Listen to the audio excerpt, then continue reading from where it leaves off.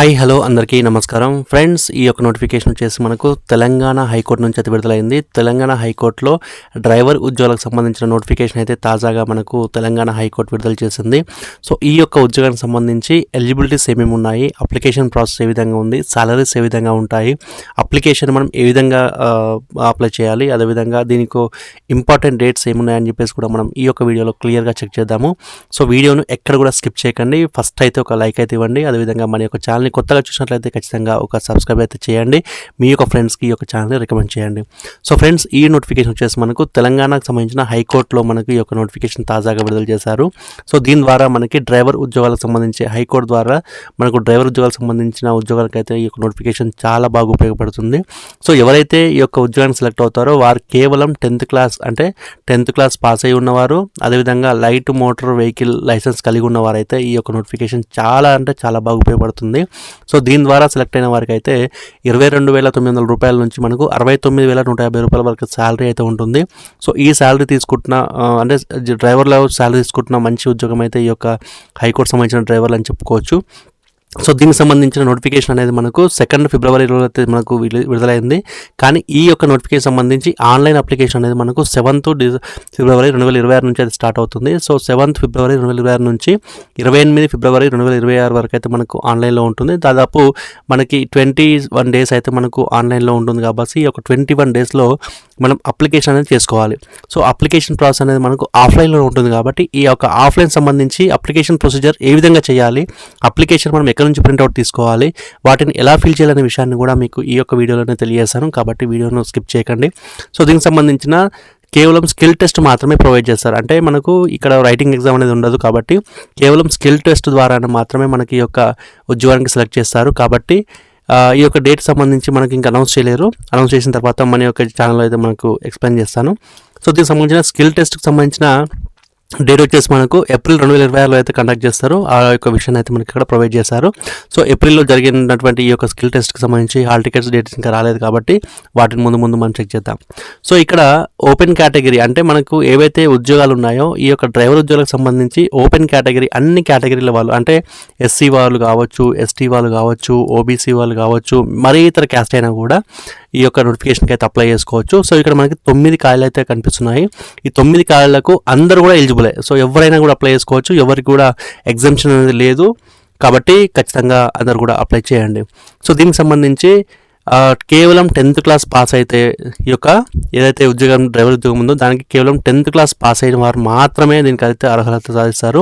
అదేవిధంగా మనకు చదవడం రాయడం అనేది ఖచ్చితంగా వచ్చి ఉండాలి. అది కూడా తెలుగులో కావచ్చు, ఉర్దూలో కావచ్చు, హిందీలో కావచ్చు, ఇంగ్లీష్లో కావచ్చు. సో ఇక్కడ కనిపిస్తున్న ఈ 4 లాంగ్వేజ్లు ఏవైతే ఉన్నాయో ఈ 4 లాంగ్వేజ్లలో కూడా ఏదైనా ఒక లాంగ్వేజ్లో మనకు ఖచ్చితంగా చదవడం అదేవిధంగా రాయడం అనేది వచ్చి ఉండాలని చెప్పేసి కూడా మనకు కండిషన్ అయితే ఉంటుంది.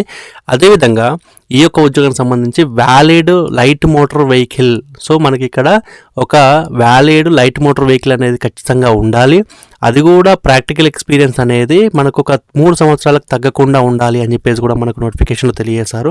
కాబట్టి మీరు ఏ సంస్థలో పనిచేసినా కూడా లేకుంటే ప్రైవేట్గా పనిచేస్తున్నా కూడా మీకు ఒక 3 సంవత్సరాల ఎక్స్పీరియన్స్ అనేది మనకు దీనికి మ్యాండేటరీ చేశారు. కాబట్టి ఖచ్చితంగా ఈ యొక్క 3 సంవత్సరాల ఎక్స్పీరియన్స్ తోటి లైట్ మోటార్ వెహికల్ లైసెన్స్ కలిగి ఉన్నవారైతే ఈ యొక్క ఉద్యోగానికి అయితే ఈజీగా అప్లై చేసుకోవచ్చు. ఈజీగా ఈ యొక్క ఉద్యోగాన్ని సంపాదించే అవకాశం అయితే ఉంటుంది. కేవలం మనకి స్కిల్ టెస్ట్ మాత్రమే ఉంటుంది. కాబట్టి ఈజీగా డ్రైవింగ్ ఫీల్డ్లో అనుభవం అయితే ఖచ్చితంగా ఉద్యోగాన్ని సంపాదించే అవకాశం అయితే ఉంటుంది.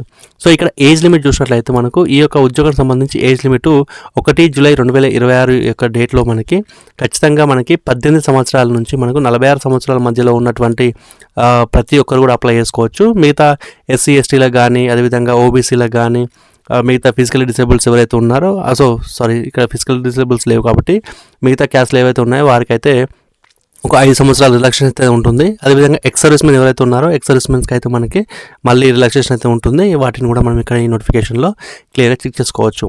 సో ఇక్కడ మనకు ఏదైతే మనకు మెథడ్ ఆఫ్ రిక్రూట్మెంట్ చూసినట్లయితే మనకు కేవలం స్కిల్ టెస్ట్ ఏదైతే ఉంటుందో స్కిల్ టెస్ట్లో వచ్చిన మార్క్స్ ఆధారంగానే మనకు ఇంటర్వ్యూ కండక్ట్ చేస్తారు. అదేవిధంగా షార్ట్ లిస్ట్ చేస్తారు. కాబట్టి ఈ యొక్క కోర్స్కి వచ్చేసి మనకు 45 మార్క్స్ అయితే ఉంటాయి. ఈ స్కిల్ టెస్ట్లో ఈ 45 మార్క్స్లలో మనకు దాదాపు ఓసీలకు ఎకనామికల్ వీకర్ సెక్షన్ వారికి అయితే 40% మార్క్స్ అయితే వచ్చి ఉండాలి ఖచ్చితంగా, వారైతేనే ఎలిజిబిలిటీ చేస్తారు, అదేవిధంగా షార్ట్ లిస్ట్ చేస్తారు.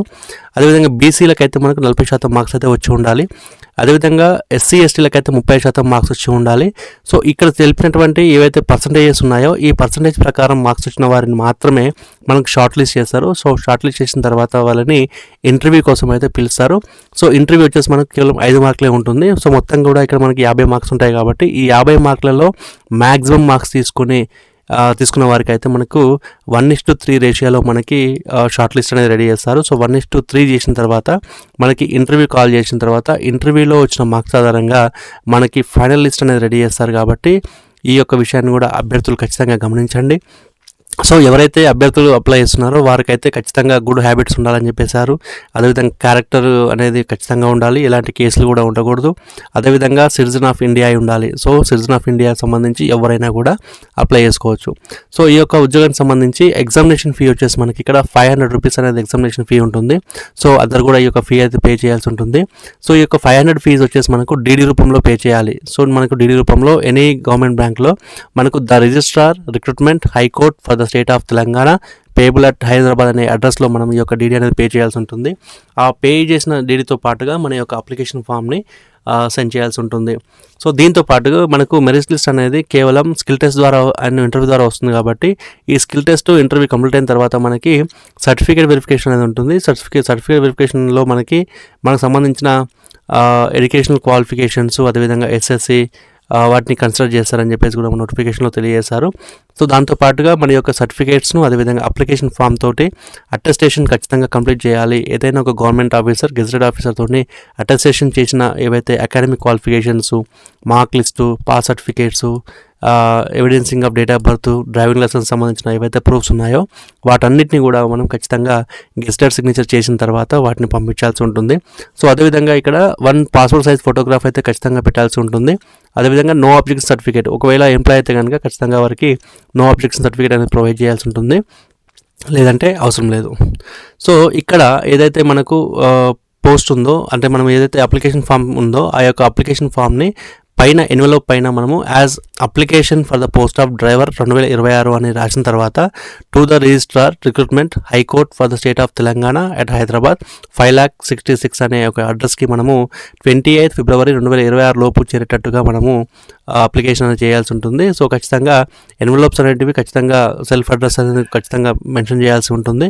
వాటి ద్వారా మాత్రమే మనం పోస్టల్ ద్వారా పంపించాల్సి ఉంటుందని చెప్పేసి మనకు నోటిఫికేషన్లో తెలియజేశారు. సో ఈ యొక్క ఉద్యోగానికి సంబంధించి స్కిల్ టెస్ట్ సంబంధించి ఎలాంటి టీఏలు కానీ డిఏలు కానీ ప్రొవైడ్ చేయడం అని చెప్పేసి కూడా మనకు నోటిఫికేషన్లో తెలియజేశారు. సో అదేవిధంగా ఈ యొక్క ఉద్యోగానికి సంబంధించి అప్లికేషన్ ప్రాసెస్ని మనం ఏ విధంగా చేయాలి అంటే ఇక్కడ స్క్రీన్ పైన కనిపిస్తున్నటువంటి ఈ యొక్క అప్లికేషన్ని మనము A4 సైజ్ పేపర్లో అయితే ప్రింట్అవుట్ తీసుకోవాలి.